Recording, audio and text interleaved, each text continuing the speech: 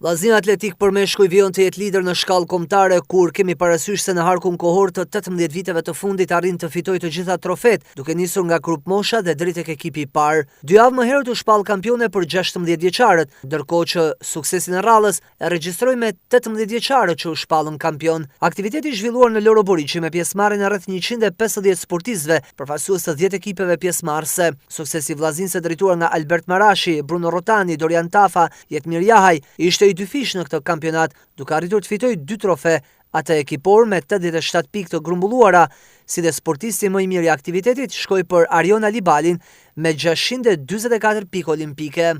Ne ishim përgatit për këtë aktivitet, unë të mojeten, kishim ato pretendimet tona dhe u realizun më së mirit dhe çka u paraqitën në rezultate arritën nga sportistët. Duke zënë përkatësisht vendet e para, pothuajse në çdo disiplinë, sidomos në gorat e sprintit dhe kërcimeve.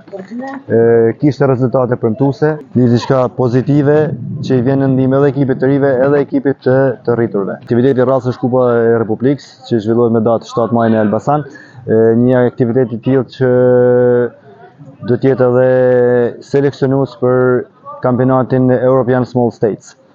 Kështu që pretendimet tona kryesore dihet më të fitojmë kupën, pse jo edhe ndonjë rekord kombëtar dhe rezultate të tjera cilësore, sidomos në garat ku ne kemi ato pretendimet tona. Ndërkohë që për meshkuj vllaznia vijon të jetë absolute të gjitha grup moshave, me gjithë përpjekjet e viteve të fundit në konkurimin e femrave nuk ndodh një gjë e tillë. Është e vërtet, ne jemi në përpjekje për të ringritë edhe ekipin e femrave. Jemi duke punuar seriozisht, duke marrë me ekipin e moshave, ku aty është baza për të ndërtuar të ardhmen.